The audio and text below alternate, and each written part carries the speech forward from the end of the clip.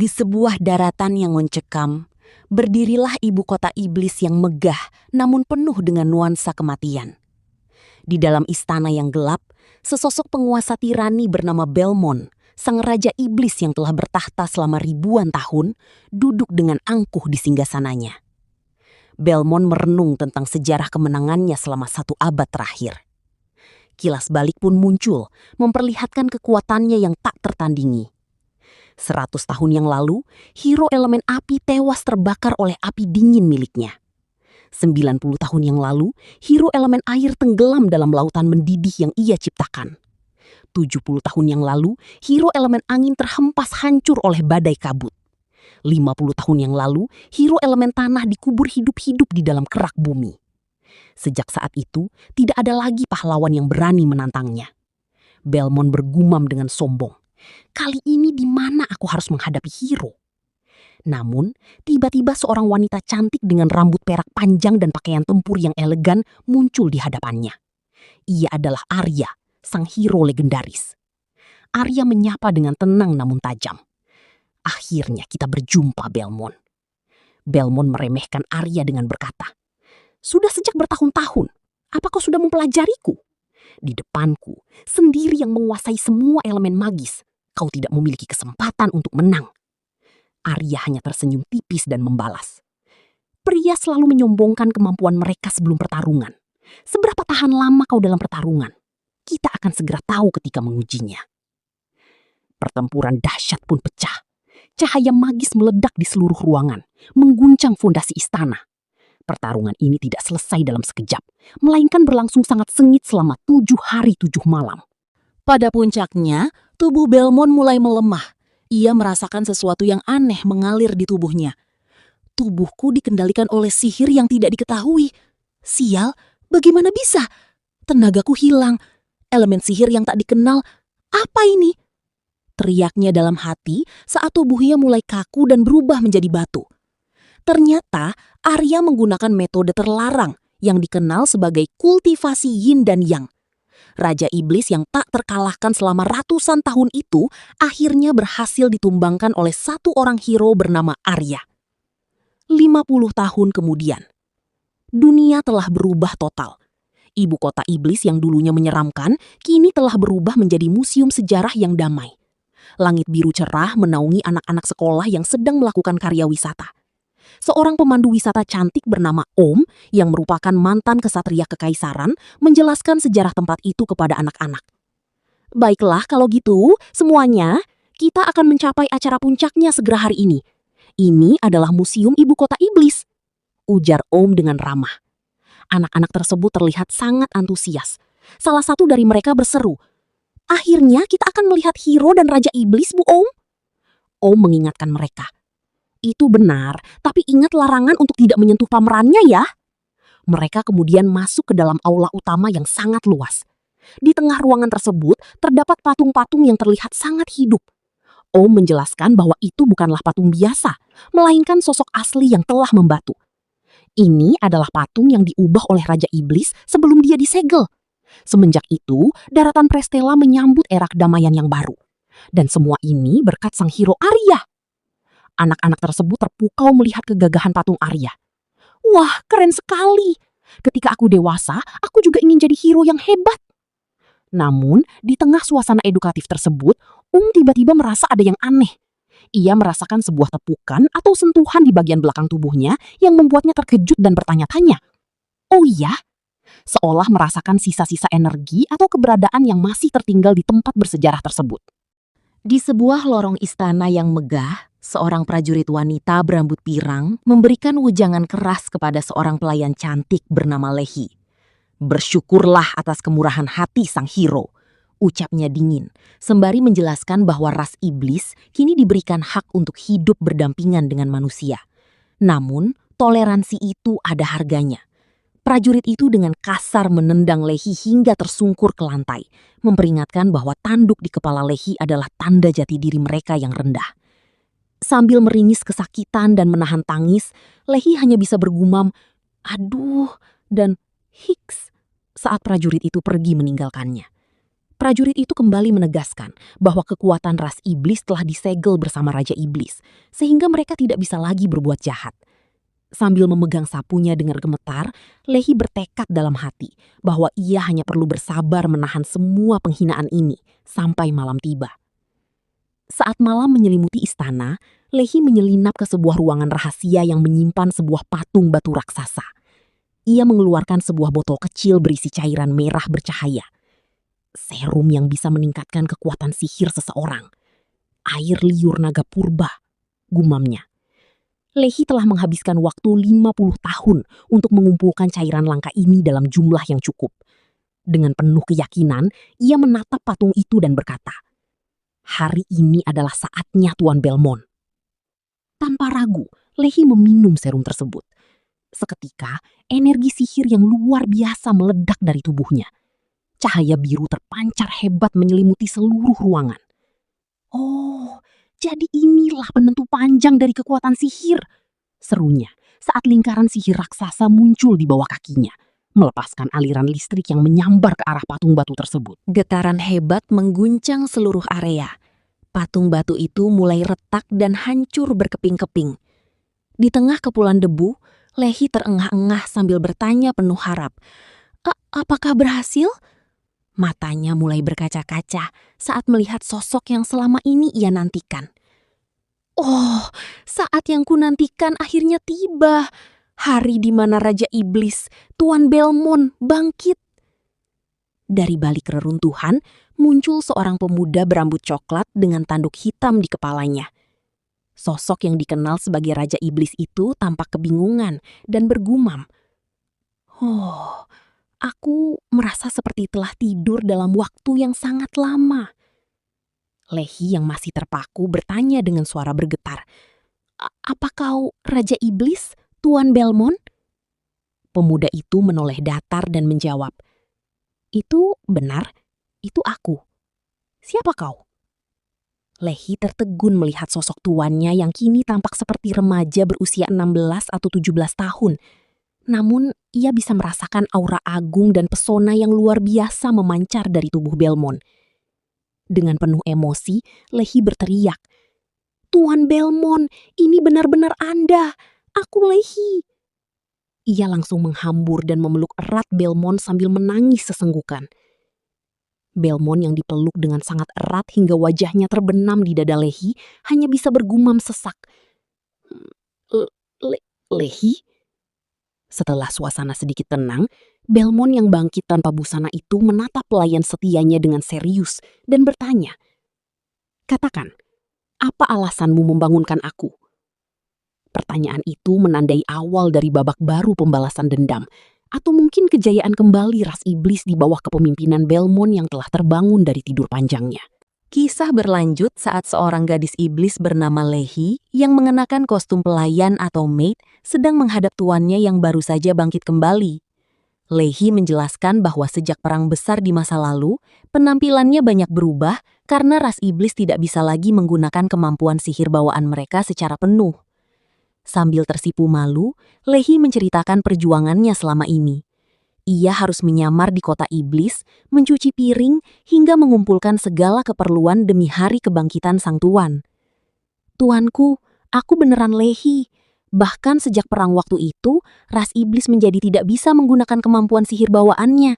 Jadi penampilannya banyak berubah." Sang tuan, yang dikenal sebagai Belmont, tampak bingung dengan wujud barunya yang kini terlihat seperti remaja manusia biasa. Ia teringat memori masa lalu saat seorang pahlawan perempuan menyegilnya dengan kekuatan magis yang sangat besar. Penolakan tak terduga. Meskipun Lehi sangat bersemangat dan meyakinkan Belmont bahwa masa penindasan ras iblis akan segera berakhir di bawah kepemimpinannya, Belmont justru memberikan jawaban yang mengejutkan.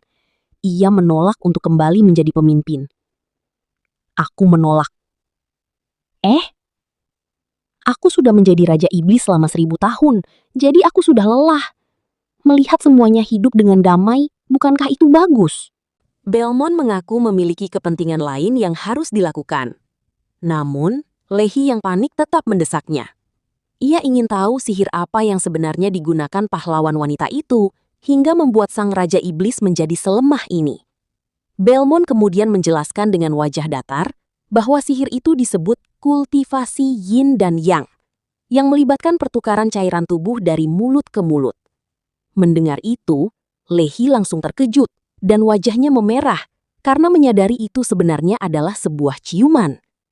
Kedatangan musuh yang tak diundang. Obrolan mereka tiba-tiba terhenti oleh kehadiran sosok asing. Seorang kesatria wanita dengan rambut pirang pendek muncul dengan aura yang mengintimidasi. Ternyata, dia adalah utusan kerajaan yang sudah mengincar lokasi tersebut sejak siang hari. Ia mengejek Belmont sebagai iblis sampah dan langsung melancarkan serangan sihir angin yang sangat dahsyat. Kesatria wanita, aku tidak nyangka untuk melihat pemandangan dari kebangkitan iblis sampah sepertimu. Lehi yang setia mencoba melindungi tuannya, namun ia langsung terhempas oleh serangan angin tersebut hingga terjatuh.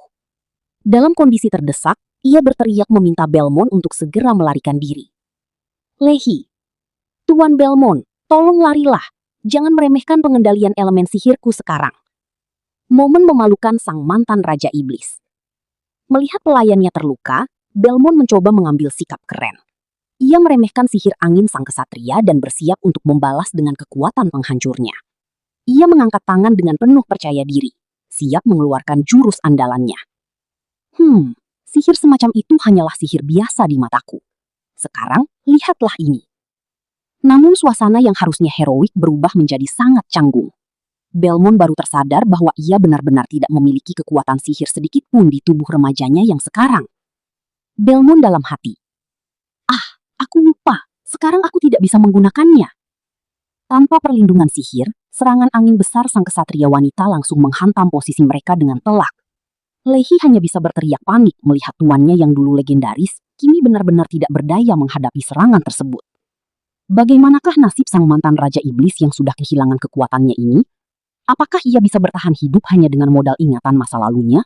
Seorang pria muda bernama Belmont terkapar lemas di tanah. Sementara pelayan setianya, Lehi, berada di sisinya dengan ekspresi cemas. Di hadapan mereka, berdiri seorang wanita berambut pendek dengan seragam militer yang gagah. Wanita itu melangkah maju dengan penuh percaya diri. Aura kekuatannya terpancar jelas. Ia menatap rendah ke arah Belmont dan Lehi sambil berkata, "Kelihatannya promosiku sudah di depan mata." Baginya, menangkap Belmont adalah tiket emas untuk kenaikan jabatan di kantor pemerintahan. Diskriminasi ras iblis. Dalam kondisi terluka, Belmont teringat hinaan yang baru saja ia terima. Ia bertanya-tanya dalam hati. Tadi aku dengar dia menyebut kita iblis sampah. Apakah ras iblis selalu diperlakukan seperti ini selama ini? Lehi, dengan mata berkaca-kaca, membenarkan kenyataan pahit tersebut.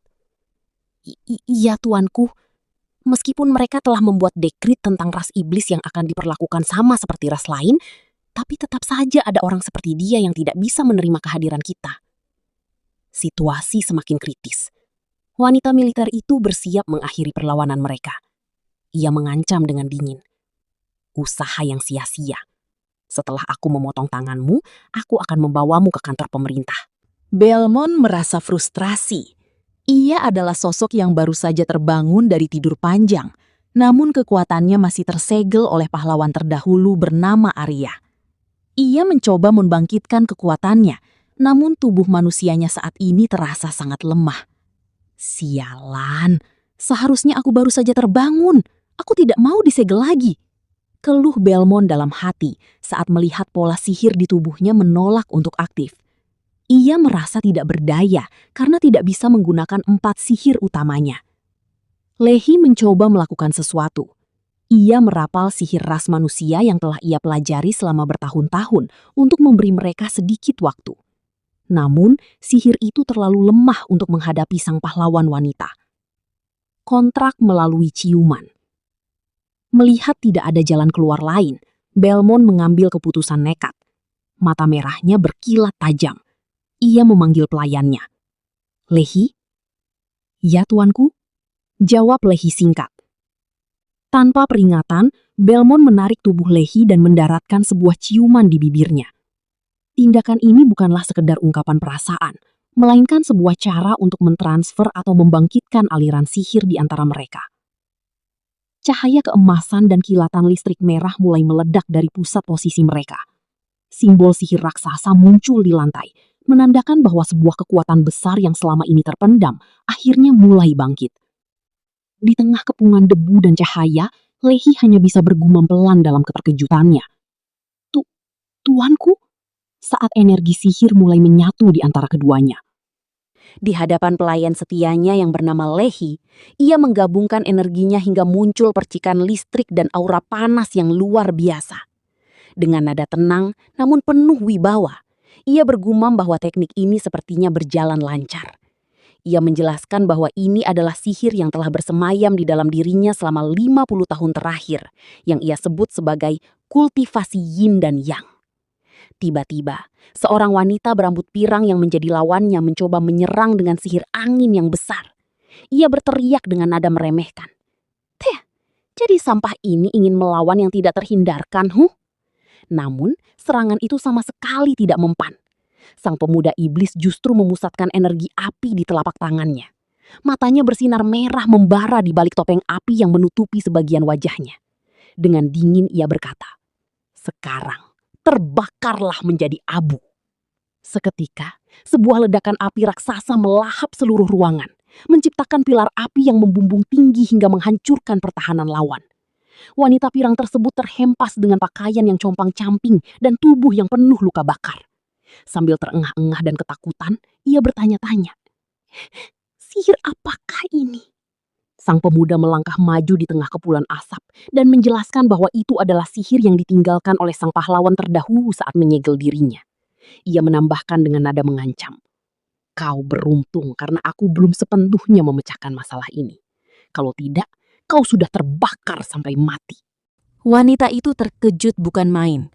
Ia mengenali kekuatan tersebut sebagai kemampuan rahasia milik pahlawan Arya. Dengan sisa tenaganya, ia berteriak tidak terima. "Pahlawan? Ini adalah kemampuan rahasia pahlawan milik pahlawan Arya? Kenapa bisa iblis sampah sepertimu menguasai sihir tingkat tinggi seperti ini?" Mendengar hinaan itu, sang pemuda hanya menjawab singkat namun tajam. "Oi, kami, iblis, bukanlah sampah." Sebelum akhirnya wanita tersebut jatuh pingsan dengan mata berputar. Rencana ambisius sang raja iblis. Setelah pertempuran usai, sang pemuda memanggil pelayan setianya, "Lehi?" Yang langsung dijawab dengan gugup, "Iya, tuanku." Sambil memandangi patung-patung pahlawan yang ada di aula tersebut, sang pemuda menyatakan niat besarnya untuk membuka kembali segel-segel yang membelenggu ras iblis. Namun, instruksi selanjutnya justru membuat Lehi terbelalak kaget. Dengan wajah serius dan aura yang masih mengintimidasi, sang pemuda memerintahkan, "Bawalah aku ke tempat utama, di mana ada banyak perempuan." Lehi hanya bisa merespons dengan wajah memerah dan bingung. Sang pemuda kemudian menutup pembicaraan dengan menegaskan bahwa ia akan menggunakan teknik kultivasi yin dan yang tersebut untuk membangkitkan kembali kejayaan ras iblis yang telah lama padam. Dengan tekad yang bulat, ia bersiap untuk memulai langkah pertamanya menguasai dunia kembali. Pandangan kita tertuju pada sebuah pemandangan kota yang sangat megah di bawah cahaya bulan purnama yang sempurna. Inilah kota Rosyth, sebuah tempat yang namanya diambil dari sosok pahlawan legendaris bernama Arya Rosyth. Kota ini memiliki arsitektur yang unik dengan pulau-pulau melayang yang terikat rantai, memberikan kesan magis sekaligus misterius. Dahulu kala, tempat ini dikenal mengerikan sebagai pusat kota iblis. Namun seiring berjalannya waktu, Rosyth telah bertransformasi menjadi pusat keramaian yang paling padat oleh manusia. Ada sebuah aturan tak tertulis di sini. Selama kamu memiliki uang, segala hal yang kamu inginkan bisa ditemukan di tempat ini. Segala kebutuhan, mulai dari hiburan hingga keinginan terdalam, tersedia di balik gemerlap lampu kota. Kamera kemudian membawa kita ke sebuah sudut kota yang penuh dengan papan reklame neon berwarna merah muda dan ungu. Di depan sebuah tempat hiburan bernama Loft, terlihat berbagai sosok makhluk fantasi, mulai dari wanita berkaki 4 hingga gadis dengan telinga hewan yang menggoda para pengunjung. Di tengah kerumunan itu, tampak seorang pemuda misterius berjubah gelap yang masuk ke dalam sebuah bar mewah. Di dalam bar yang penuh dengan cahaya ungu yang sensual, pemuda berjubah itu duduk dikelilingi oleh banyak wanita cantik dari berbagai ras iblis dan monster. Suasana begitu riuh dengan tawa dan godaan. Salah satu wanita dengan riang menyapa, "Tuan, kamu sudah sampai. Selamat datang, selamat datang." Wanita lain menimpali dengan nada manja. "Sangat mengganggu. Tuan, kamu benar-benar tahu caranya membuat lelucon." Seorang pelayan dengan telinga kucing mendekat sambil menyodorkan sebuah cangkir. "Tuan, silahkan diminum. Ini adalah teh yang dibuat spesial." Tak berhenti di situ. Seorang wanita ular yang eksotis mulai mendekati telinga sang pemuda dan berbisik dengan lidah bercabangnya. "Adik kecil, ular adalah yang paling jago kalau melilit dengan erat." Bahkan seorang gadis slime yang tubuhnya tampak berair ikut memeluk lengannya sambil berkata, "Oni-chan, ayo kita main, aku sangat lengket." Di sudut lain, seorang gadis berjubah yang tampak sebagai pengawal atau pendamping pemuda itu tampak sangat malu hingga menutupi wajahnya dengan kedua tangan. Di dalam hatinya, ia mencoba menenangkan diri dan bergumam, "Tenanglah, mereka itu hanya untuk membantu Tuan Belmont mendapatkan kembali kekuatan iblisnya."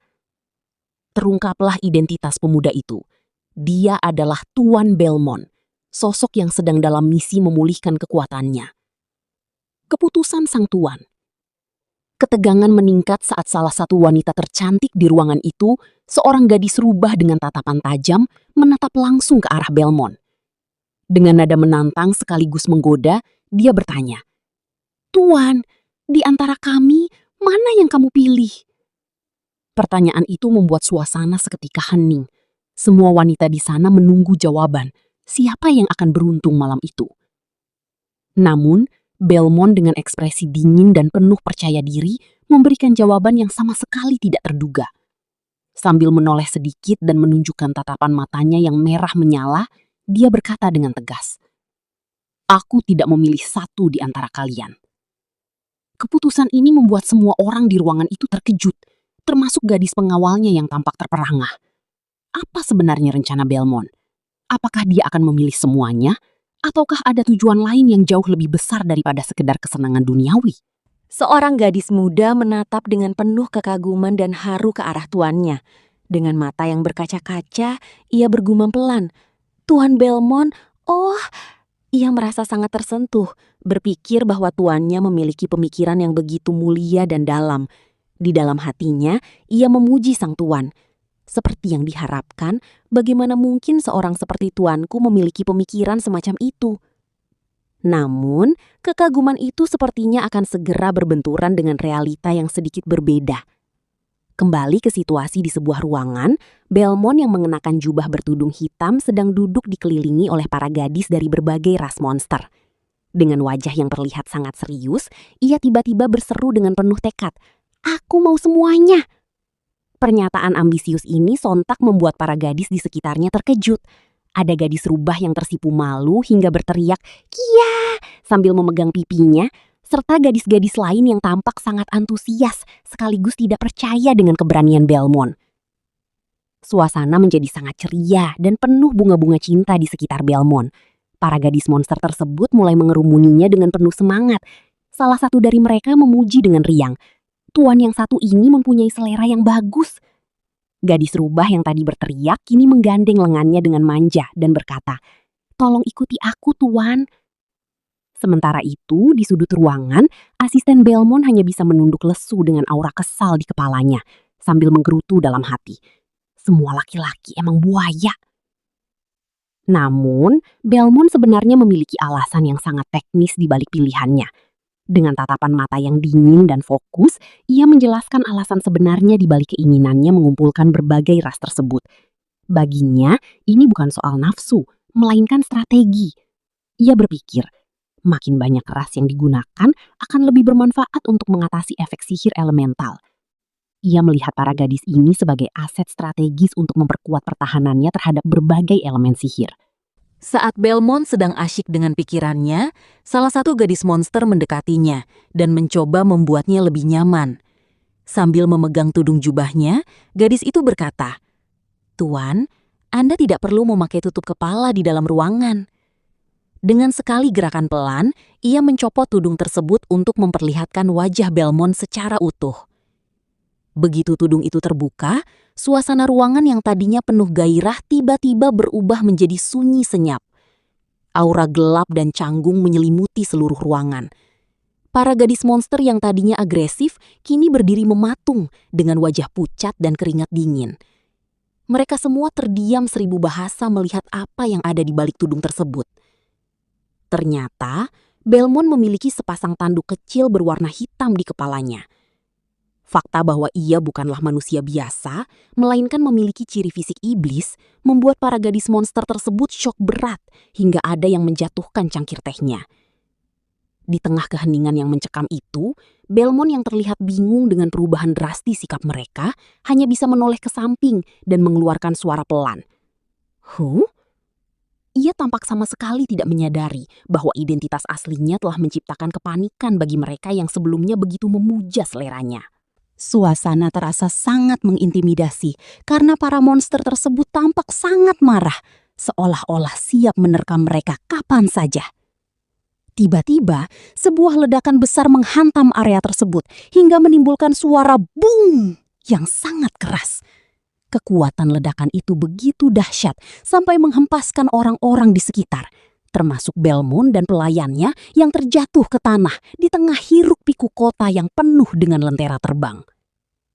Sambil berdiri di atas reruntuhan, salah satu wanita monster dengan telinga kucing berkata dengan nada menghina, "Cih, kukira orang kaya yang datang. Taunya hanya seekor sampah dari klan iblis." Belmont yang masih terduduk hanya bisa menggertak gigi dan mengumpat pelan. Sial. Para wanita monster itu terus merundung mereka. Salah satunya berteriak, "Menjauh dari pandangan wanita ini sekarang juga!" Sementara yang lain berbisik sinis di belakangnya. "Mengganggu saja.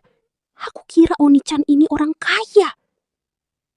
Mereka merasa kecewa karena mengira Belmont adalah bangsawan berduit.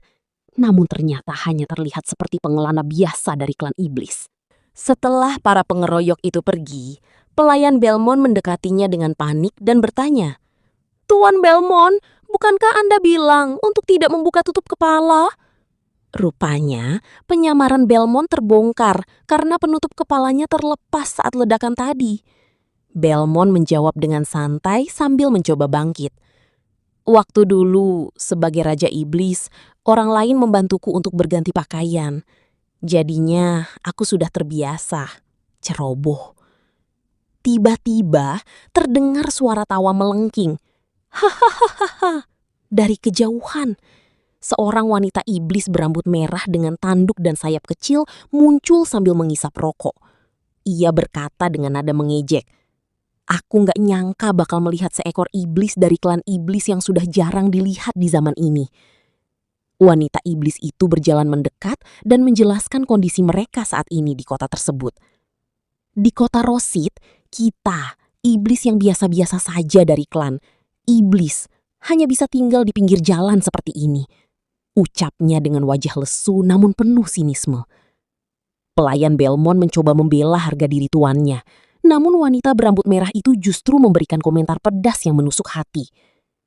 "Kalau mau menyalahkan seseorang, salahkan Raja Iblis yang dulu kalah," sindirnya dengan tajam. Mendengar mantan pemimpinnya dihina, pelayan Belmont tidak terima dan membalas dengan nada tinggi. Kamu jangan bilang begitu kalau nggak tahu kebenarannya dengan jelas. Ini nggak ada hubungannya dengan Raja Iblis." Namun, wanita iblis itu hanya tertawa kecil melihat kesetiaan sang pelayan.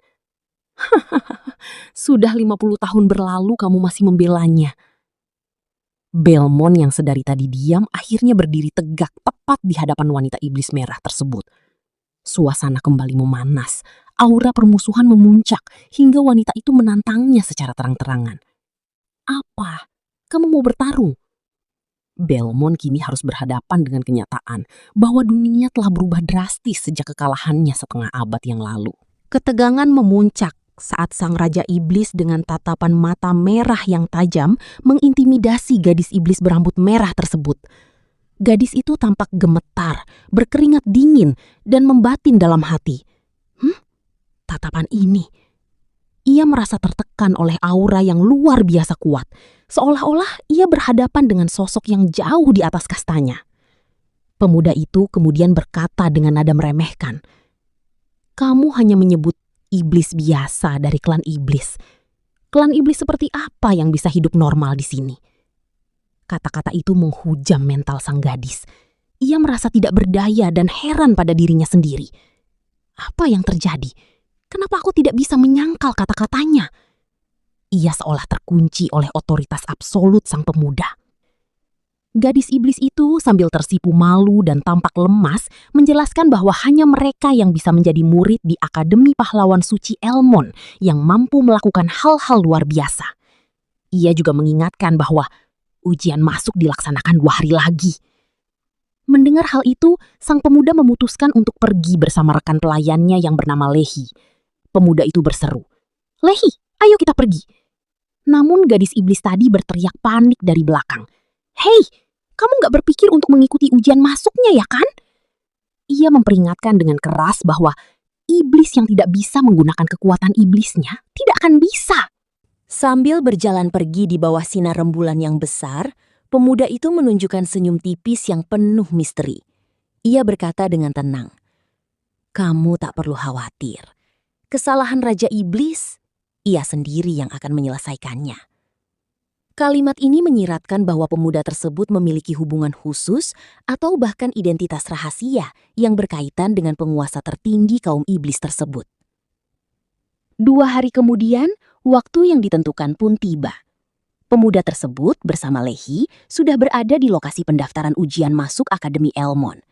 Namun, alih-alih disambut dengan baik, mereka justru dihadang oleh seorang pria berbadan besar dengan gaya rambut unik dan kacamata kecil yang tampak seperti petugas pendaftaran. Pria itu berkata dengan wajah ketus dan tegas, "Kalian berdua tidak punya kualifikasi untuk mengikuti ujian masuk. Kembalilah." Mendengar penolakan mentah-mentah itu, ekspresi percaya diri sang pemuda dan Lehi langsung runtuh. Mereka berdua hanya bisa ternganga kaget dengan wajah yang membiru, hanya mampu mengeluarkan suara kebingungan. Ahuk. Rencana besar yang mereka susun tampaknya harus terbentur tembok birokrasi yang tak terduga. Lautan manusia terlihat memadati area pendaftaran di Akademi Pahlawan Saint Ermon. Kerumunan yang begitu padat membuat suasana menjadi sangat riuh dan penuh sesak.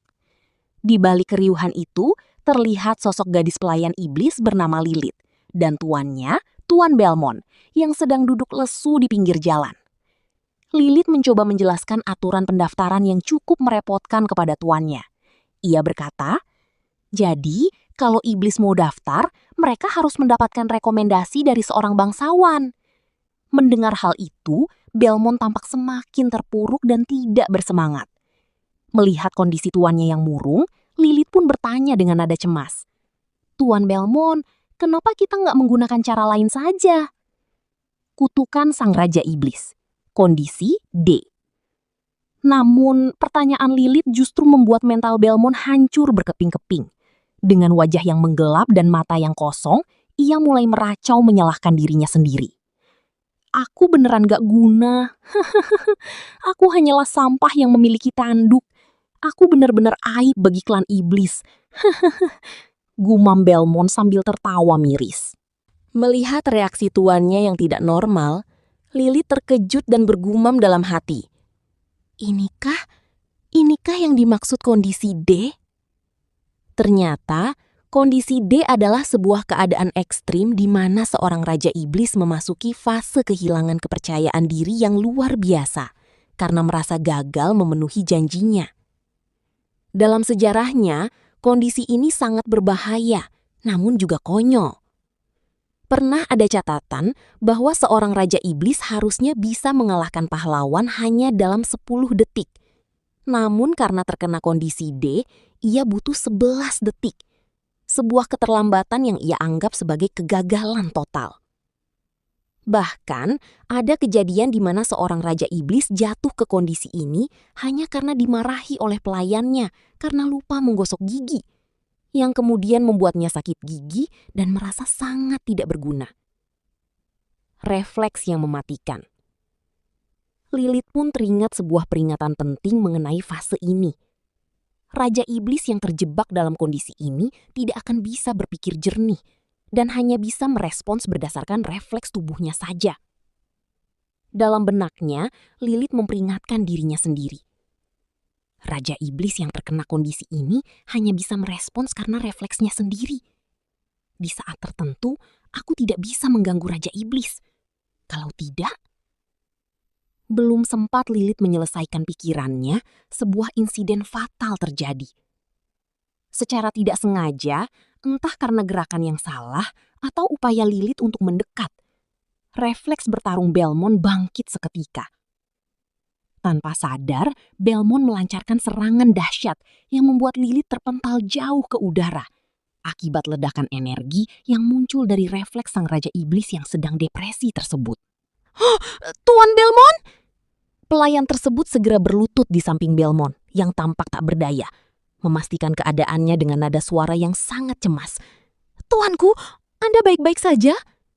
Belmont hanya bisa terduduk lemas, memegang dadanya yang sesak akibat dampak serangan tersebut, sementara debu sisa ledakan masih menyelimuti mereka. Di sisi lain, seorang pria parubaya berpenampilan elegan dengan setelan jas ungu dan kacamata tunggal, monokel, bernama Roy de Soma, berdiri dengar tenang mengamati kekacauan itu. Ia menatap ke arah seorang gadis berambut pink yang tampak penuh emosi. Dengan nada bicara yang penuh wibawa namun tegas, Roy de menegur. Nona muda Alice, jangan sengaja berbuat seperti itu. Gadis itu ternyata adalah Alice Rosit. Alice tampak sangat kesal dan tidak terima dengan kehadiran Roy de yang menghalangi jalannya.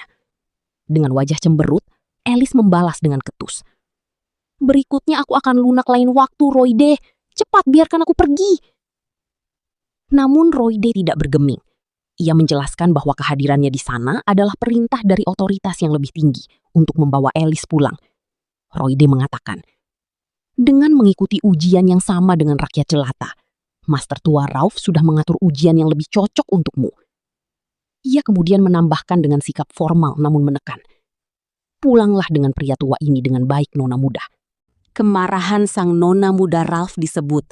Kemarahan Alice justru memuncak. Baginya, nama itu adalah pemicu emosi yang sangat besar. Dengan mata yang mulai menyala merah dan aura sihir yang bergejolak hebat di sekujur tubuhnya, Alice berteriak penuh amarah. Sudah kubilang, jangan menyebut nama orang itu di depanku. Alice benar-benar kehilangan kesabaran. Ia tidak lagi memedulikan sekitarnya dan memutuskan untuk melepaskan kekuatan sihir penghancur. Di balik punggungnya, sayap-sayap cahaya besar mulai terbentuk. Dan sebuah lingkaran sihir yang kompleks muncul di hadapannya. Dalam puncak emosinya, Alice merapalkan sebuah teknik sihir tingkat tinggi yang sangat dahsyat.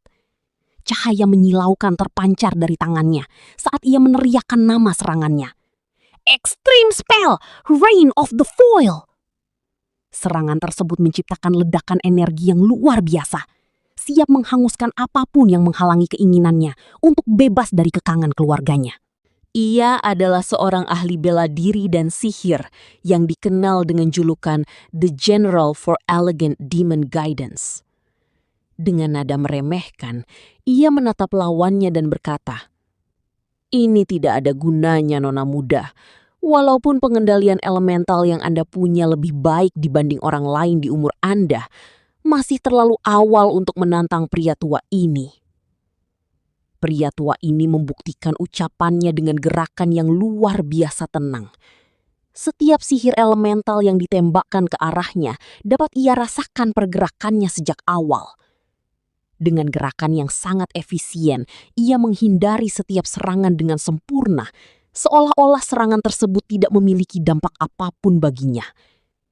Ia bahkan sempat menyombongkan kemampuannya sembari menangkis serangan dengan tangan kosong. Merasakan pergerakan sihir elemental di saat awal dan menghindarinya dengan sempurna akan tidak berdampak apa-apa. Dan juga, setiap peluru elemental yang kamu tembakkan bisa ditangkis dengan cara yang sangat elegan. Di sudut lain, seorang pria muda tampak terkapar jatuh ke tanah, sementara seorang pelayan wanita, maid, dengan tanduk merah di kepalanya, terlihat panik dan khawatir. Sang pelayan tampak sangat terkejut melihat kekacauan yang terjadi.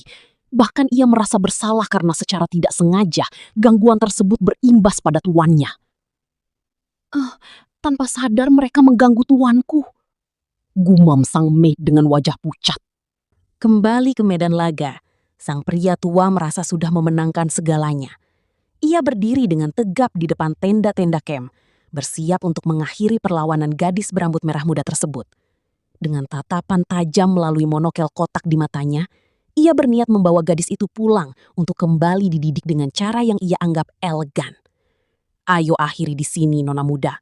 Seranganmu sia-sia di hadapan pria tua ini. Aku akan membawamu pulang dan mengajarimu dengan elegan sekali lagi. Namun, keangkuhan pria tua itu seketika sirna. Dalam sekejap mata, sebuah bayangan muncul di hadapannya.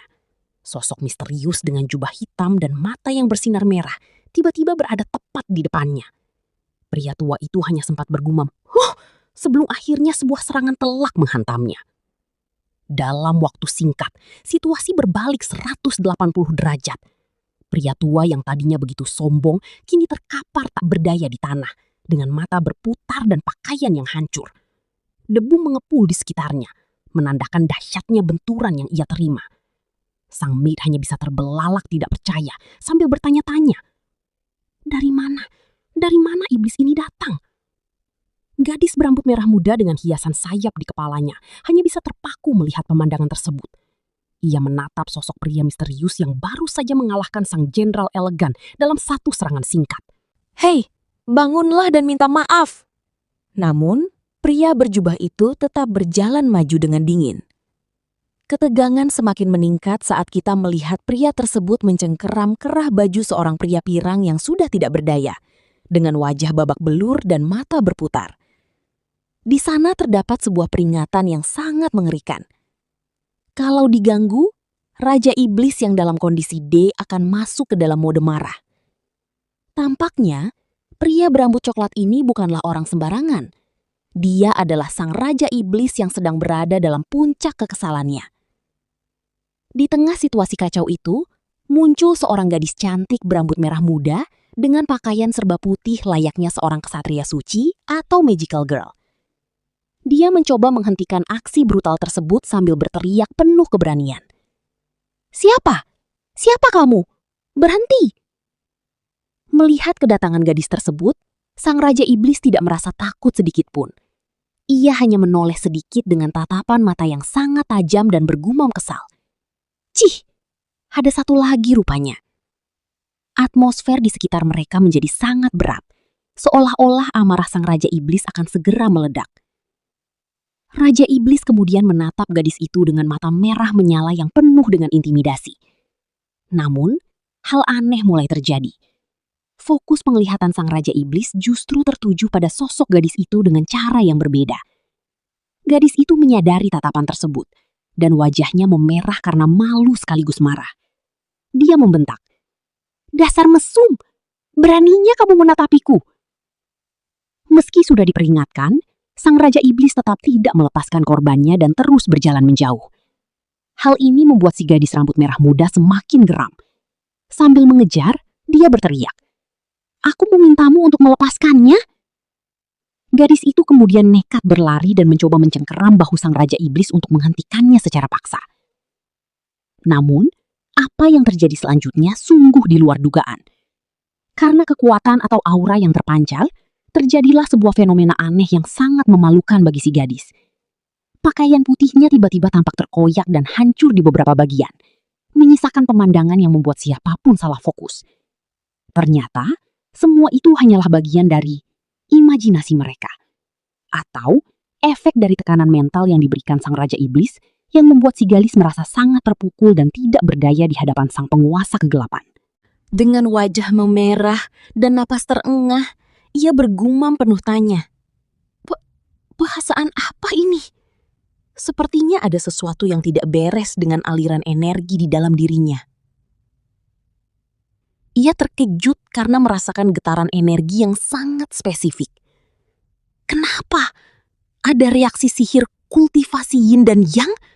Ucapnya dengan mata terbelalak, tak percaya bahwa teknik tingkat tinggi itu muncul di hadapannya.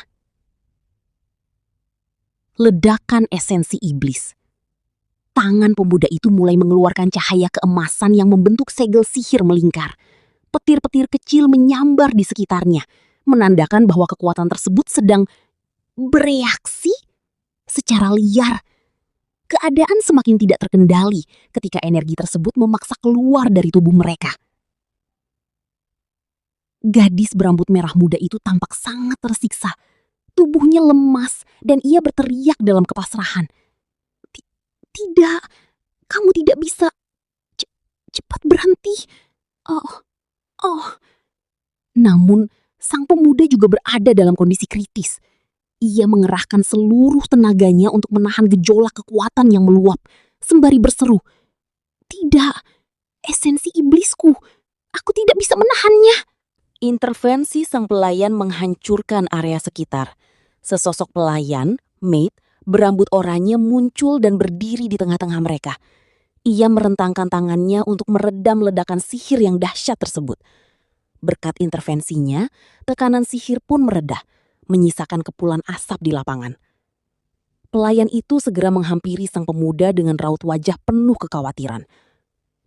Tuan Belmont, kamu tidak apa-apa?" Tanyanya memastikan keadaan majikannya. Pemuda yang dipanggil Belmont itu mencoba mengatur napasnya yang tidak stabil. Aku baik-baik saja. Sepertinya aku terkena reaksi sihir elemental yang aneh." Jawabnya dengan wajah yang masih tampak pucat. Rahasia yang terungkap. Setelah situasi sedikit tenang, sang pelayan mendekat dan berbisik secara rahasia kepada Belmont. Informasi yang dibawakannya sangat mengejutkan. "Tuan Belmont, dia adalah keturunan dari pahlawan yang menyegel Anda, Alice Rosit." Mendengar nama itu, Belmont hanya bisa tertegun kaku dengan simbol tanda tanya besar di pikirannya. Di kejauhan, gadis berambut merah muda yang ternyata adalah Alice berdiri dengan tubuh gemetar dan napas memburu. Ia menatap mereka berdua dengan penuh kecurigaan dan rasa ingin tahu yang mendalam. Bertanya-tanya di dalam hatinya, "Siapa sebenarnya kalian berdua?" Pertemuan ini bukanlah sekedar kebetulan, melainkan awal dari benturan antara takdir sang iblis dan keturunan pahlawan yang pernah menyegelnya. Belmont tampak memperhatikan gadis itu dengan saksama, seolah-olah sedang mencari sesuatu. Ia bergumam dalam hati, mereka terlihat mirip, tapi... Pandangan Belmont kemudian turun dan terpaku pada bagian dada sang gadis. Sambil menggerakkan tangannya seolah sedang membandingkan ukuran, ia berkata dengan polosnya, "Dari besarnya, mereka sangat berbeda." Ternyata, Belmont sedang membandingkan gadis di depannya dengan sosok wanita lain dalam ingatannya yang memiliki proporsi tubuh jauh lebih wah. Sambil memalingkan muka dengan ekspresi sedikit kecewa, Belmont membatin, "Yang ini terlihat kasihan." Tentu saja, ucapan itu didengar langsung oleh si gadis. Wajahnya seketika menggelap, matanya membelalak penuh amarah karena merasa dihina. Tanpa babi bu lagi, sebuah tamparan keras mendarat tepat di pipi Belmont hingga ia terpental ke udara. Melihat kekacauan itu, seorang pelayan iblis bernama Lehi langsung datang melerai. Dengan wajah panik, Lehi mencoba menjelaskan situasi tersebut. "Maafkan aku, anggota dari klan iblis kadang tidak bisa melihat muka seseorang dengan jelas. Itulah kenapa dia hanya bisa membedakan orang dari bentuk tubuhnya," ujar Lehi sambil memegangi Belmont yang masih syok. Sang gadis mencoba menahan emosinya dan berkata bahwa ia sebenarnya tidak ingin memperpanjang masalah ini. Ia mengenali mereka sebagai Belmont dan Lehi. Namun ia mengingatkan bahwa mereka berdua tidak bisa mendaftar, kemungkinan untuk sebuah turnamen atau sekolah, karena tidak memiliki penjamin. Namun saat Lehi dan Belmont hendak pergi karena merasa tidak punya harapan, si gadis tiba-tiba berteriak menghentikan mereka. Berhenti! Aku masih mempersalahkan dia karena menggunakan sihir elemental yang aneh padaku. Teriaknya dengan wajah memerah. Ia merasa heran dan bertanya-tanya, bukankah seharusnya sihir elemental milik ras iblis sudah lama disegel? Wanita berambut pink terlihat sedang menganalisis kekuatan musuh. Ia menyadari bahwa serangan diam-diam saja tidak akan cukup untuk menemukan kelemahan sosok bernama Roide dengan mudah. Di sisi lain, laki-laki bertanduk kecil menjelaskan kepada pelayan pribadinya bahwa kekuatan yang baru saja digunakan bukanlah sihir elemental biasa. Ia menyebutkan bahwa itu adalah sesuatu yang dimiliki oleh pelayan tersebut secara alami. Pelayan itu tampak panik dan memohon agar tuannya tidak melanjutkan pembicaraan itu. Laki-laki tersebut tetap melanjutkan penjelasannya dengan wajah serius dan gelap. Ia mengungkap jati diri pelayannya yang sebenarnya, bahwa dia adalah keturunan dari iblis penggoda. Mendengar hal itu, sang pelayan langsung teringat akan sosok leluhurnya yang berotot besar dan penuh aura maskulin yang berlebihan. Meskipun jati dirinya dibongkar, sang pelayan tetap setia dan menegaskan bahwa laki-laki itu adalah tetap tuannya sejak dulu. Wanita berambut pink mulai merasa canggung dan bingung setelah mengetahui fakta tersebut. Ia bertanya apakah menjadi keturunan iblis penggoda berarti gerakan-gerakan tertentu bisa membuat seseorang menjadi jauh lebih mempesona dan memikat. Laki-laki itu mengkonfirmasi hal tersebut dengan penjelasan yang lebih berani. Ia mengatakan bahwa saat iblis penggoda laki-laki menyentuh bagian sensitif wanita, maka wanita tersebut akan merasakan sensasi yang luar biasa, dan di saat yang sama, kekuatan iblisnya akan bangkit. Penjelasan yang terlalu detail dan vulgar itu membuat sang pelayan berteriak malu dan menyuruh tuannya untuk berhenti bicara.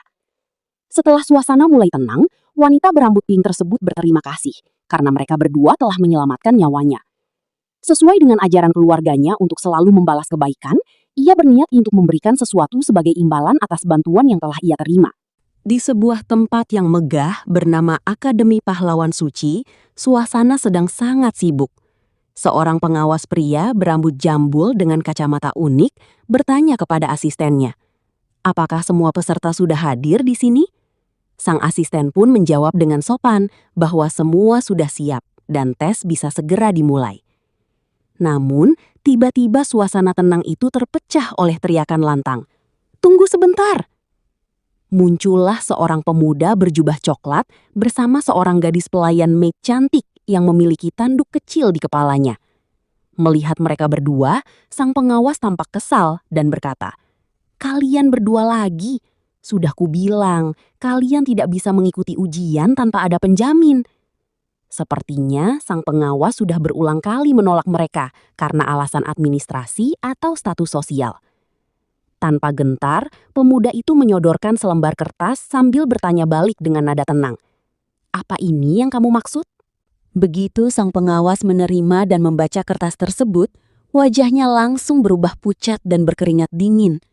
Ternyata itu bukan sembarang kertas, melainkan sebuah dokumen resmi. Dengan nada gemetar, dia berteriak, "Ini adalah tanda tangan keluarga Rosid." Kejutan belum berakhir. Tiba-tiba, seorang gadis cantik berambut merah muda dengan pakaian zirah yang elegan muncul di hadapan mereka. Dia berjalan dengan penuh percaya diri dan berkata, "Pengawas, aku akan mendaftar juga." Sang pengawas semakin terkejut hingga matanya terbelalak di balik kacamatanya. Dia menyadari bahwa gadis itu bukan orang sembarangan. Keturunan dari sang pahlawan agung, Nona Elis Rosif, serunya dengan nada sangat terkejut. Mengetahui bahwa Elis Rosif, sosok dari keluarga pahlawan legendaris, adalah penjamin bagi pemuda dan pelayannya, sang pengawas tidak berani lagi membantah. Elis kemudian bertanya dengan nada tegas, "Tidak ada masalah dengan tanda tangannya, kan?" Karena ketakutan dan tidak punya alasan lagi untuk menolak, sang pengawas langsung mempersilahkan mereka masuk dengan penuh rasa hormat. Tentu tidak ada masalah. Silakan masuk." Akhirnya, pemuda misterius dan pelayannya itu berhasil masuk ke akademi berkat bantuan dari Elis Rosif. Pintu gerbang besar perlahan terbuka, memperlihatkan sebuah bangunan megah yang menjulang tinggi dengan arsitektur yang sangat mewah. Di depan gedung tersebut, seorang gadis cantik berambut merah muda bernama Alice Fleming melangkah dengan penuh percaya diri. Kehadirannya langsung menarik perhatian orang-orang di sekitar yang mulai berbisik-bisik. Mereka terkejut melihat Alice, seorang siswa di tempat itu, datang bersama dengan anggota dari klan iblis. Alice tidak datang sendirian. Di belakangnya, terlihat seorang pelayan iblis yang merasa sangat gugup. Pelayan itu membatin dalam hati bahwa meski mereka berhasil masuk ke tempat ini, perjalanan mereka ke depan pasti akan terasa sangat sulit. Di tengah kerumunan, muncul sosok baru yang terlihat sangat santai dan provokatif. Dia adalah Newt dari klan Beast. Newt menyapa Alice dengan nada mengejek. "Yo, aku tidak menyangka ini," sambil memamerkan senyum liciknya. Rupanya, Newt juga ikut berpartisipasi dalam ujian kali ini, yang membuat Alice merasa sangat kesal. Alice mendengus sebal dan berkata, "Orang yang merepotkan ada di sini." Melihat reaksi Alice yang dingin, Newt justru semakin mendekat dan mencoba menggoda. "Jangan jutek seperti itu, kita kan teman dari kecil," ucap Newt sambil memegang dagu Alice. Namun Alice dengan cepat menepisnya dan menegaskan bahwa hubungan mereka hanyalah sebatas relasi dari generasi sebelumnya, bukan pertemanan yang sesungguhnya. Newt kemudian beralih fokus pada orang-orang yang dibawa oleh Alice. Dengan nada penuh selidik, dia bertanya, "Oh, kamu juga membawa beberapa iblis. Apakah mereka pelayanmu?" Alice menjawab dengan tegas bahwa mereka adalah orang-orang yang baru saja ia temui. Dia juga memberikan peringatan keras kepada Newt agar tidak mendekati laki-laki iblis yang ada bersamanya, karena laki-laki itu memiliki darah iblis penggoda yang bisa sangat berbahaya. Suasana di antara dua gadis dari klan yang berbeda ini pun menjadi semakin tegang, tepat sebelum ujian dimulai. Di sebuah area yang tampak seperti lokasi ujian, Alice yang berambut merah muda sedang mengamati situasi dengan penuh tanda tanya. Tiba-tiba muncul seorang gadis iblis rubah berambut merah dengan pakaian yang sangat minim. Iblis ini langsung memeluk seorang pemuda dari belakang dengan sangat erat. Iblis rubah itu menggoda sambil berkata bahwa pemuda ini adalah iblis penggoda laki-laki yang sangat imut. Dan ini adalah pertama kalinya dia bertemu yang seperti ini. Melihat pemuda itu dipeluk dengan cara yang tidak biasa, Alice di kejauhan langsung syok dan mengeluarkan ekspresi yang sangat lucu karena panik. Di sisi lain, seorang gadis berambut pendek merasa heran karena sihir aneh miliknya ternyata tidak memberikan reaksi apapun saat melihat kejadian itu. Iblis rubah semakin menjadi-jadi dengan membenamkan wajah si pemuda ke dadanya sambil berbisik manja bahwa dia ingin menjadikan pemuda itu sebagai peliharaannya. Alice yang sudah tidak tahan melihat aksi tidak senonoh itu segera berlari menghampiri mereka. Dengan wajah yang memerah karena marah, Alice berteriak bahwa tindakan itu sangat tidak terpuji. Alice menegaskan jika iblis itu ingin mengacaukan ujian ini, sebaiknya dia pulang saja. Sambil melepaskan pelukannya, si iblis rubah hanya tertawa kecil dan berkata bahwa dia hanya bercanda. Lalu bertanya kenapa Alice harus bersikap sangat serius. Namun ketegangan belum berakhir. Tiba-tiba muncul sosok lain dari belakang si pemuda yang mulai mengendus-endus pundaknya sambil bergumam kalau si pemuda memiliki bau yang sangat bagus. Hal ini membuat si iblis rubah terkejut dan berseru kesal karena merasa ada yang sudah mendahuluinya dalam mendekati pemuda tersebut. Alice yang melihat situasi semakin kacau dan banyak saingan yang muncul hanya bisa berteriak kesal ke arah mereka. Seorang gadis cantik dari klan elf bernama Rostana muncul dan langsung mendekap pemuda itu dengan lembut. Sambil menatap lekat mata si pemuda, Rostana bertanya dengan nada merayu apakah dia benar-benar seorang iblis penggoda. Dia merasa bahwa seorang iblis penggoda dengan jenis kelamin laki-laki adalah sesuatu yang sangat spesial. Melihat Rostana yang semakin berani menempel pada si pemuda, Alice pun meledak amarahnya. Dengan wajah memerah karena cemburu dan kesal, Alice berteriak kencang menyuruh elf itu untuk segera berhenti. Alice merasa situasi ini sudah benar-benar di luar kendali. Pemuda itu kemudian mencoba menenangkan suasana. Dia berkata bahwa dia tidak menyangka Alice menyembunyikan latihan ilmu bela dirinya selama ini. Dia juga mengungkit tentang kakak pertua Alice yang sudah masuk ke akademi ini tahun lalu. Lalu bertanya apakah keluarga Fleming masih belum puas dengan hanya memiliki satu kursi di akademi. Iblis rubah merah yang berada di sana ikut memanaskan suasana. Sambil tersenyum licik, dia menyuruh Alice untuk mengingat apa perjanjian pahlawan pada tahun lalu. Hal ini jelas membuat Alice merasa terpojok dan semakin emosional. Alice pun berteriak dengan tegas bahwa itu sudah cukup. Dia menegaskan bahwa dia memiliki rencananya sendiri dan semua hal itu tidak ada hubungannya dengan dirinya. Di bawah terik matahari yang menyengat, Alice berdiri tegak di tengah-tengah Rostana dan iblis rubah merah, menunjukkan tekadnya yang kuat di depan bangunan akademi yang megah. Mereka bertiga kini terlibat dalam ketegangan yang semakin memuncak di tengah kerumunan banyak orang. Dia bertanya kepada pelayannya apakah dia mengingat orang-orang di sekitar mereka. Dengan nada khawatir, sang pelayan menjawab bahwa mereka adalah keturunan dari 3 pahlawan besar. Mendengar hal itu, dia merasa heran. Dia bertanya-tanya, bukankah pahlawan itu hanya ada 1 orang saja yang bernama Arya? Pelayan itu kemudian menjelaskan bahwa pada tahun peperangan melawan Raja Iblis, sebenarnya tim tersebut beranggotakan 4 orang. Namun, memang Arya adalah sosok yang paling banyak memberikan kontribusi besar. Pelayan itu melanjutkan penjelasannya bahwa para penyintas dari perang tersebut menyimpan dendam mendalam terhadap keluarga bangsawan, sehingga hubungan di antara mereka saat ini sangat tidak stabil dan penuh ketegangan. Suasana tiba-tiba berubah saat sebuah cahaya sihir yang sangat terang muncul di tengah akademi. Dari balik cahaya tersebut muncul seorang pria berambut pirang panjang dengan jubah megah yang memancarkan aura kuat. Pria itu menyapa semua orang dengan tenang dan memperkenalkan dirinya sebagai Edward, pengawas ujian masuk di Akademi Suci Pahlawan Elmon Peria. Kerumunan peserta langsung heboh melihat kedatangannya. Mereka mengenali Edward sebagai kandidat paling populer untuk posisi ketua profesor. Cara masuknya yang spektakuler membuat banyak orang kagum dan yakin bahwa dia menggunakan sihir elemen tingkat tinggi yang sangat keren. Melihat kekuatan Edward yang luar biasa, pelayan Lehi semakin gemetar ketakutan. Dia tidak menyangka pihak akademi akan memanggil orang dengan level setinggi itu hanya untuk menjadi pengawas. Dia merasa cemas dengan kekuatan iblis mereka yang sekarang apakah bisa bertahan atau tidak. Namun dengan tatapan yang tajam dan tenang, Lehi hanya membalas singkat agar pelayannya tetap tenang. Aku mungkin belum siap untuk menggunakan teknik kultivasi yin dan yang 2 kali. Aku sudah membangunkan sebagian kekuatan sihir elementarku. Aku ingin lihat sampai di mana kekuatanku saat ini. Sang pelayan Raja Iblis tampak sangat terkejut sekaligus terharu melihat kilatan cahaya yang muncul di hadapannya. Ia bergumam bahwa cahaya yang menyilaukan itu adalah tanda bahwa kekuatan iblis milik tuannya telah kembali. Matanya yang hijau berkaca-kaca menatap penuh harap pada sumber cahaya tersebut. Namun, kenyataannya sedikit berbeda dari ekspektasi. Sang tuan, seorang pemuda dengan tanduk kecil di kepalanya, hanya bisa memunculkan lingkaran sihir kecil yang sangat lemah di telapak tangannya.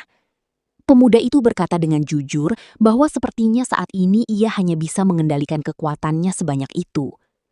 Tidak hanya ukurannya yang mini, kekuatannya pun sangat tidak stabil dan langsung menghilang sekejap setelah dikeluarkan. Melihat hal itu, sang pelayan langsung berubah ekspresi menjadi sangat kecewa dan panik. Ia berteriak bahwa itu terlalu kecil dan mempertanyakan apakah kekuatan sekecil itu layak untuk ditunjukkan. Dengan nada pesimis, si pelayan merasa tuannya tidak akan bisa melewati ujian dengan kekuatan iblis selemah itu. Saat sang tuan sedang kebingungan dan hanya bisa menoleh dengan wajah datar, si pelayan tiba-tiba memanggilnya dengan tegas. Tanpa aba-aba, ia menarik tangan tuannya dan secara mengejutkan membenamkan wajah pemuda itu ke dadanya yang bidang. Pemuda tersebut hanya bisa terbelalak kaget, tidak menyangka akan mendapatkan dorongan semangat yang sangat ekstrim dari pelayannya sendiri. Di sebuah area terbuka, Raja Iblis tampak terkejut saat pelayan setianya yang bernama Lehi tiba-tiba mendekat dan bertingkah mencurigakan.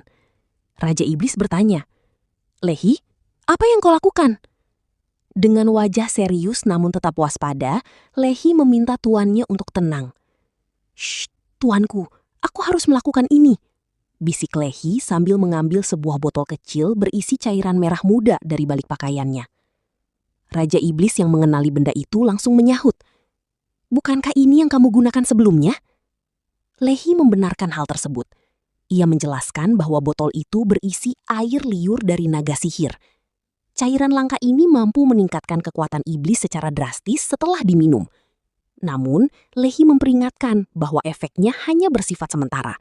sehingga Raja Iblis harus meminumnya secara diam-diam tepat sebelum ujian dimulai, agar tidak ketahuan. Mendengar rencana curang tersebut, Raja Iblis justru berbalik badan dan berjalan menjauh.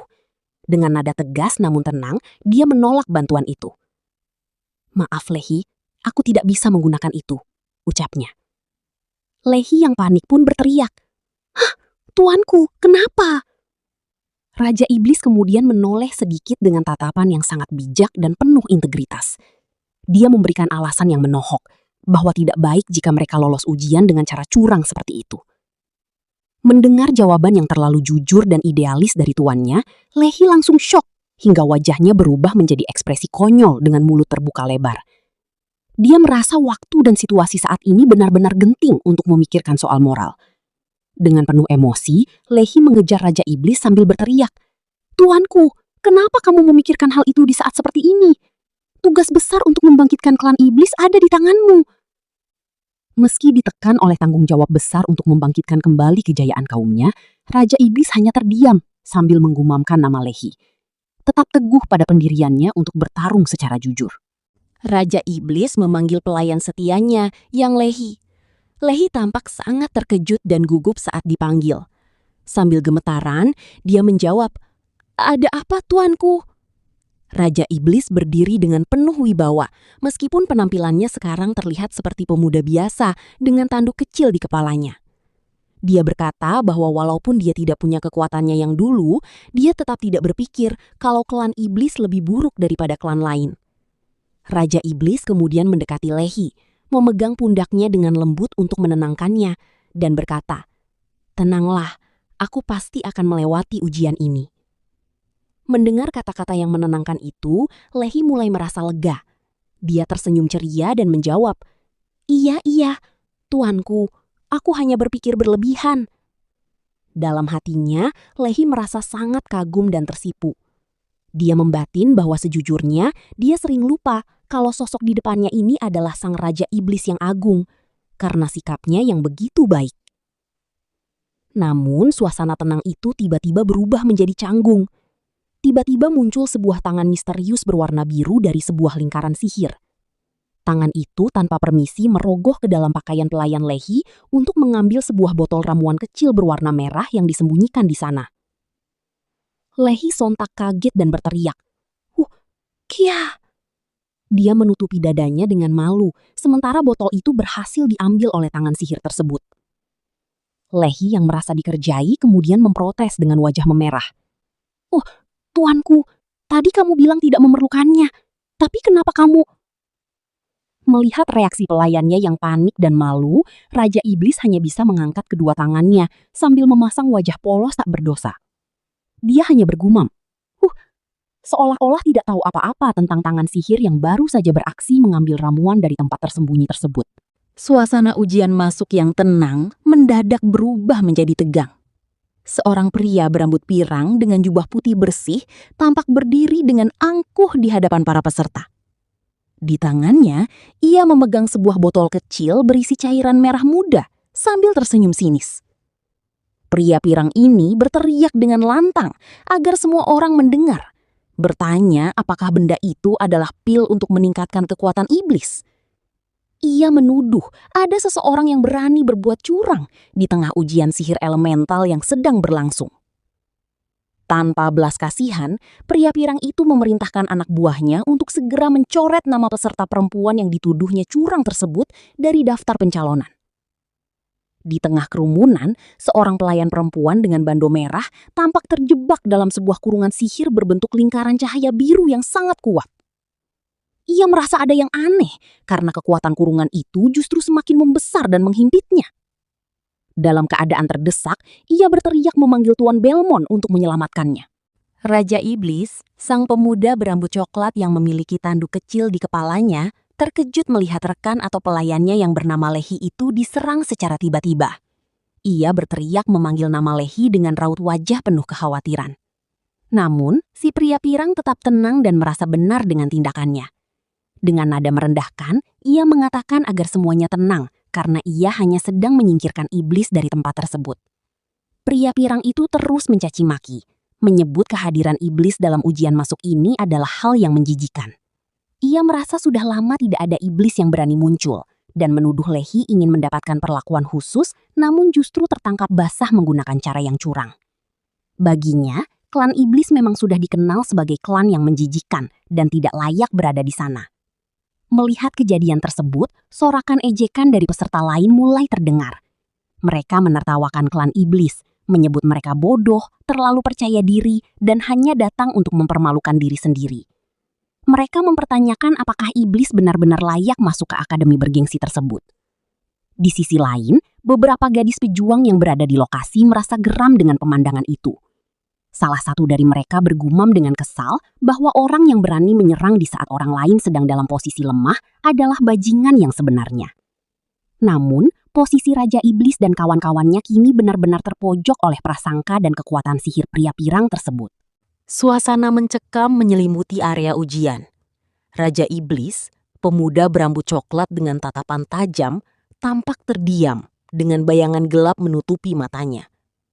Di hadapannya berdiri seorang pria berambut pirang dengan angkuh yang terus memprovokasi. Pria pirang itu menatap rendah ke arah Raja Iblis dan bertanya, apakah ada sesuatu yang ingin ia katakan, karena dia baru saja mengusir seseorang dari tempat tersebut. Dengan nada meremehkan, si pria pirang bahkan menawarkan, apakah Raja Iblis ingin menyusul orang yang sudah disingkirkannya itu. Mendengar tantangan tersebut, Raja Iblis mengangkat wajahnya. Matanya yang merah menyala menatap dingin ke arah pria pirang itu. Dengan nada yang sangat tenang namun penuh ancaman, Raja Iblis berkata bahwa dia akan membuat pria pirang itu meminta maaf kepada orang tersebut atas perbuatannya. Namun, si pria pirang justru merasa perkataan itu hanyalah sebuah lelucon. Dia membela diri dengan bertanya, apa masalahnya jika dia mengeluarkan orang yang dianggap curang dari ujian ini? Raja Iblis segera membalas bahwa masalah sebenarnya bukan soal kecurangan, melainkan karena pria pirang itu telah menghina orang tersebut dengan sebutan menjijikan. Situasi semakin memanas saat si pria pirang mengejek Raja Iblis sebagai orang yang lupa akan tempatnya. Dia mengancam bahwa jika saja Raja Iblis bukan tamu dari Nyonya Rosid, dia bahkan tidak akan sudi melirik ke arahnya. Tanpa peduli lebih jauh, pria pirang itu menyudahi perdebatan. Dia berteriak kepada semua peserta bahwa waktu mereka sudah terlambat gara-gara ada orang yang curang. Sambil merapalkan kekuatan sihir petir yang sangat besar di kedua tangannya, dia mengumumkan dengan lantang agar seleksi ujian masuk akademi segera dimulai. Cahaya biru dari sihir petirnya memancar hebat, menandakan dimulainya ujian yang akan penuh dengan ketegangan. Dalam kebingungan dan bertanya-tanya sedang berada di mana dia sekarang, serta bagaimana bisa sampai ke tempat tersebut. Rupanya, dia berada di atas Bukit Sayap Naga yang terletak tepat di belakang akademi. Sebuah area yang dikenal memiliki kekuatan magis yang sangat melimpah. Dari kejauhan, terlihat sebuah bangunan akademi yang megah dengan menara-menara tinggi yang menjulang ke langit. Di hadapan para peserta, seorang penguji berambut pirang dengan jubah putih berdiri dengan tenang.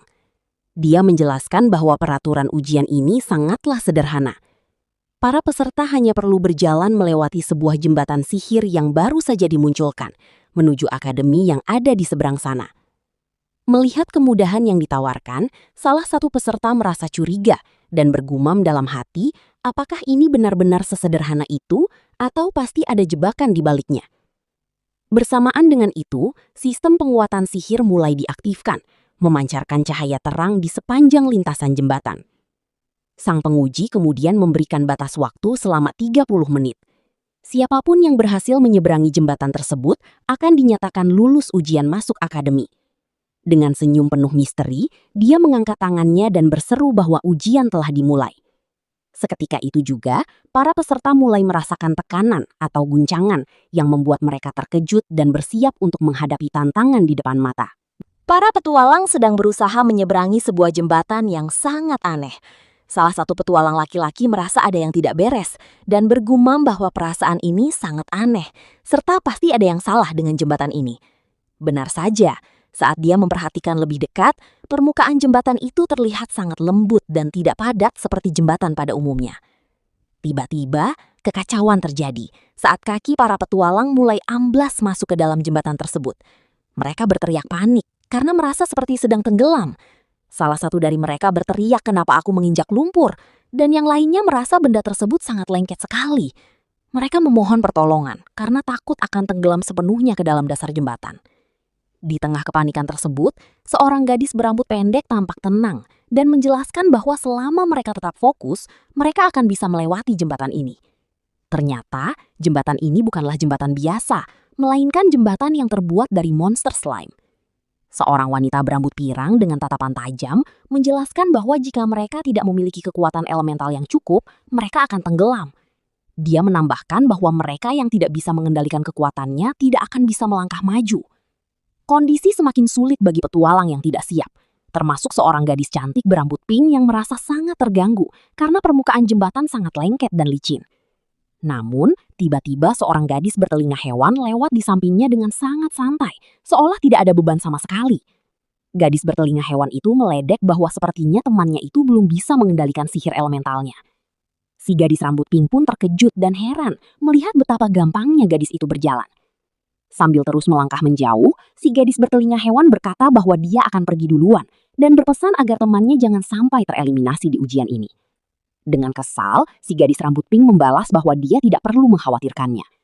Jembatan slime ini benar-benar menjadi ujian berat bagi para peserta yang belum mahir mengontrol kekuatan sihir mereka. Pria berambut pirang berkata dalam hati, sepertinya keturunan para pahlawan tidak memiliki masalah. Pria berambut pirang bergumam dan berkata, iblis menjijikan ini akan sangat kesulitan. Dan terlihat sang raja iblis yang hampir tenggelam. Pria berambut pirang dengan tatapan tajam mengamati situasi dengan penuh perhitungan. Dia bergumam bahwa untuk mencapai tingkat kekuatan tertentu, seseorang harus memiliki kontrol yang luar biasa. Baginya, mustahil bagi targetnya untuk keluar dari situasi ini hanya dengan mengandalkan kekuatan iblis yang dimiliki saat ini. Dia tampak sangat percaya diri bahwa rencananya akan berjalan mulus tanpa hambatan. Di sisi lain, Raja Iblis yang berambut coklat tampak sedang berenang dengan santai di dalam air. Namun, tiba-tiba ekspresinya berubah menjadi terkejut dan sedikit panik. Dia menyadari ada sesuatu yang salah dan mengumpat dalam hati. Dia berkata, "Buset, ternyata ada cara kayak gitu? Aku terlalu gegabah." Sambil berusaha tetap tenang, dia memperhatikan sekelilingnya yang dipenuhi air dan mulai bertanya-tanya. Jika dia melihat para guru di akademi ini, berapa banyak dari mereka yang sebenarnya bisa mengontrol kekuatan sebesar ini?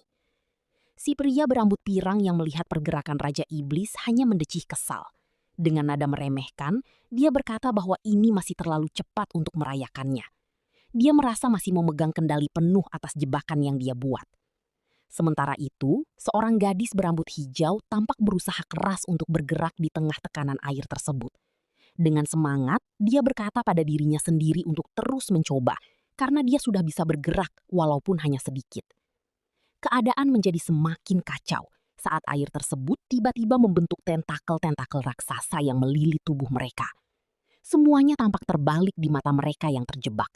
Seseorang berteriak kebingungan, menanyakan kenapa semuanya terlihat terbalik. Gadis berambut hijau itu pun tidak luput dari serangan.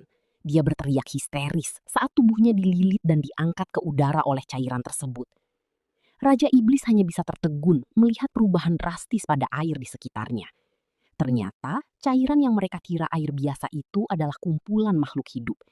Seseorang berteriak dengan nada tidak percaya. Slime-nya hidup?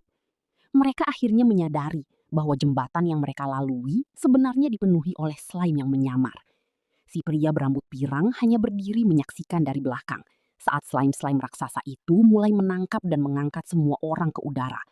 Mereka benar-benar terjebak dalam jebakan hidup yang mematikan. Pria berambut pirang dengan senyum licik menjelaskan tentang ujian yang sedang berlangsung. Dia mengatakan bahwa biasanya slime adalah makhluk yang lemah. Tapi kalau mereka bersatu dan berubah menjadi slime raksasa, bahkan pahlawan yang sudah hebat pun mungkin akan kesusahan menghadapinya. Karena itulah, hanya mereka yang punya kemampuan hebat yang bisa lulus. Sedangkan mereka yang gagal akan dipindahkan ke array teleportasi dan dikirim keluar akademi. Terlihat kepanikan di area ujian saat slime raksasa mulai menyerang para peserta. Namun, di tengah kekacauan itu, muncul seorang gadis bertelinga hewan dengan rambut merah muda yang terjerat oleh tentakel slime. Alih-alih takut, dia justru tersenyum menggoda dan menyapa dengan santai. "Hei, aku udah lama nungguin kamu." Slime tersebut tampak terkejut melihat reaksi si gadis. Dengan gerakan kilat, gadis itu mengeluarkan cakar emasnya yang tajam. Dia berseru dengan penuh semangat. "Kurasa ini giliranku sekarang." Dalam sekejap, dia melakukan serangan balik yang sangat kuat. Dengan satu tebasan cakar yang brutal, dia berhasil membelah tentakel-tentakel slime yang melilitnya. Setelah terbebas, dia berbalik dengan tatapan meremehkan dan berkata, "Aku cuma mau kasih tahu, sesuatu yang besar pun tidak cukup untuk memuaskanku." Melihat slime raksasa itu mulai terpojok, seorang gadis elf dengan rambut panjang berwarna merah muda pucat tampak bersiap mengambil tindakan. Dia berdiri dengan tenang di hadapan para slime yang masih mengamuk, melipat tangannya di depan dada, dan mulai merapalkan kekuatan sihirnya untuk mengakhiri kekacauan tersebut. Pertarungan sengit pecah saat sekelompok monster slime raksasa berbentuk tentakel mulai mengepung. Di tengah kepanikan, gadis elf berambut perak dengan ekspresi yang sangat tenang. Meski monster-monster itu terlihat marah dengan urat merah di dahi mereka, sang elf hanya mengangkat tangannya dengan santun. Ia merasa terganggu dan berkata, "Mengganggu saja." Hanya dengan satu lambaian tangan yang anggun, sebuah tebasan cahaya hijau besar tercipta. Kekuatan ini begitu dahsyat hingga langsung membelah tubuh monster-monster cair tersebut menjadi berkeping-keping. Sang elf tampak tak terkalahkan saat ia berjalan melewati sisa-sisa monster yang hancur. Namun, ancaman belum berakhir. Di sisi lain, seorang gadis berkacamata berlari ketakutan sambil berteriak histeris. "Yah!" Seekor monster slime besar masih mengejarnya dan bersiap untuk menerkam. Dalam kondisi terjepit itu, muncul pahlawan lain berbaju merah muda yang langsung merapal mantra api. Sebuah lingkaran sihir muncul di tangannya, memicu ledakan besar yang membakar habis monster tersebut. Semburan api itu sangat panas hingga membuat monster slime tadi menguap seketika. Setelah keadaan aman, gadis berambut merah muda itu menghampiri korban yang ia selamatkan. Dengan tubuh yang masih sedikit basah terkena sisa lendir monster, gadis berkacamata itu menoleh dengan perasaan lega dan penuh hormat. Ia berkata dengan nada gemetar, "Terima kasih, Nyonya Alice." Alice pun berdiri tegak dengan tatapan serius, memastikan tidak ada lagi musuh yang berani mendekat. Gadis berambut merah muda tampak tersipu malu sambil menutup matanya. Dia membela diri dengan mengatakan bahwa dia tidak sengaja menghalangi jalan dan meminta agar tidak ada yang salah paham dengan situasi tersebut. Sementara itu, dia juga menggerutu dalam hati, merasa bahwa orang yang membuat tes ini benar-benar mesum karena situasi yang memalukan tersebut. Di sisi lain, muncul seorang pria berambut pirang dengan jubah putih biru yang terlihat sangat percaya diri. Sambil merapalkan sihir melalui lingkaran cahaya di tangannya, dia merasa yakin bahwa sebagai keturunan pahlawan, dia akan berhasil membuat sosok yang dia sebut sebagai iblis sampah segera terdiskualifikasi. Dia sangat yakin dengan kemampuannya sendiri untuk memenangkan kompetisi ini. Namun, rasa percaya diri pria itu seketika runtuh saat melihat pemandangan di depannya. Dia terkejut bukan main melihat monster slime raksasa yang seharusnya ganas justru terlihat sangat jinak dan bahagia. Ternyata, pemuda yang dia remehkan sedang duduk santai di atas kepala slime tersebut sambil mengelusnya dengan lembut. Pemuda itu bahkan menyapa dengan ramah. "Hei, kamu slime yang baik ya?" Pria berambut pirang itu pun mulai panik dan bertanya-tanya dalam hati, bagaimana mungkin sampah itu bisa mengerti bahasa slime, padahal bahasa kuno tersebut sudah hilang selama beberapa dekade. Dia juga tidak habis pikir, karena biasanya dibutuhkan kekuatan iblis yang sangat besar untuk bisa menundukkan slime raksasa seperti itu. Namun pemuda ini melakukannya dengan sangat mudah, tanpa tekanan sama sekali. Si pemuda yang dianggap remeh tersebut justru menoleh ke belakang dengan tatapan mengejek. Sambil menunjukkan ekspresi wajah yang meremehkan, dia seolah ingin memamerkan bahwa kekuatannya jauh di luar jangkauan logika pria tersebut. Seorang penguji berambut pirang terkejut melihat kemampuan Raja Iblis. Ia melihat Raja Iblis mengumpulkan sedikit energi di lidahnya untuk merapalkan mantera suara. Penguji itu membatin, "Itu adalah blessing of speech?" Dia mengumpulkan sedikit energinya di lidahnya untuk merapalkan mantera suara di lidahnya. Ia tidak menyangka bahwa sosok yang ia anggap sebagai sampah dari klan iblis ternyata sangat hebat dalam menggunakan mantra. Sambil tersenyum licik, penguji itu berniat mempersulit keadaan. Ia berkata, aku adalah penguji. Aku bebas menentukan kesusahan tes ini. Aku akan mencampurkan bahan ini ke slime di sekitarmu. Ia kemudian mengeluarkan sebuah botol berisi cairan ungu dan menuangkannya ke arah slime yang ada di dekat Raja Iblis. Seketika, slime yang awalnya tampak biasa saja mulai bereaksi dengan ekstrim. Tubuh slime itu bergejolak dan memancarkan energi gelap yang kuat. Raja Iblis yang berada di dekatnya langsung terlempar ke udara akibat ledakan energi tersebut. Ia berusaha menjaga keseimbangan saat terjatuh, lalu melakukan pendaratan dengan sigap di atas tanah. Namun, kejutan belum berakhir. Di hadapan Raja Iblis, slime tersebut bermutasi secara mengerikan. Cairan ungu tadi mengubah slime menjadi sosok monster bayangan yang tinggi besar dengan banyak tentakel di kepalanya serta mata yang bersinar biru tajam. Melihat perubahan drastis tersebut, Raja Iblis berkeringat dingin dan bergumam dalam hati. Slime-nya tiba-tiba berubah, ini pasti karena ia menyadari bahwa sang penguji telah melakukan kecurangan untuk mencelakainya. Pertempuran memanas saat sosok bayangan raksasa tiba-tiba muncul dan menyerang dengan sangat cepat. Raja Iblis yang sedang berada di atas jembatan merasa terdesak karena posisi tersebut membuatnya sangat sulit untuk menghindar dari serangan mematikan itu. Di sisi lain, seorang pria berambut pirang justru berteriak dengan penuh kebencian. Dia menyuruh Raja Iblis untuk menyerah karena menurutnya tempat itu bukanlah tempat bagi sampah sepertinya. Tepat sebelum serangan itu mengenai Raja Iblis, sebuah ledakan besar terjadi. Ternyata seorang gadis bernama Alice datang menyelamatkannya dan menahan serangan tersebut. Raja Iblis sempat tertegun melihat aksi Alice yang begitu berani melindunginya. Setelah situasi sedikit tenang, Alice mendekati Raja Iblis dengan wajah khawatir dan bertanya, "Hei, kamu nggak apa-apa?"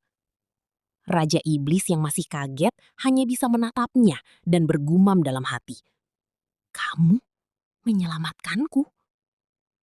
Melihat tatapan Raja Iblis, Alice langsung memalingkan wajahnya dengan malu-malu dan sedikit kesal untuk menutupi rasa pedulinya. Dia berkata, "Itu kebetulan menghalangi jalanku. Jangan berpikir yang lain." Sementara itu, pria berambut pirang tadi mengamati mereka dari kejauhan dengan perasaan heran. Dia merasa aneh mengapa Alice begitu memperhatikan sampah dari klan iblis tersebut. Dia berpikir bahwa ini akan menjadi masalah jika tindakannya sampai membahayakan Alice juga. Dengan tatapan yang dingin, dia mulai mengeluarkan kekuatan sihirnya sambil bergumam bahwa dia harus mengambil kembali bahan itu. Dia kemudian memasukkan tangannya ke dalam sebuah lingkaran sihir biru untuk melakukan rencana selanjutnya.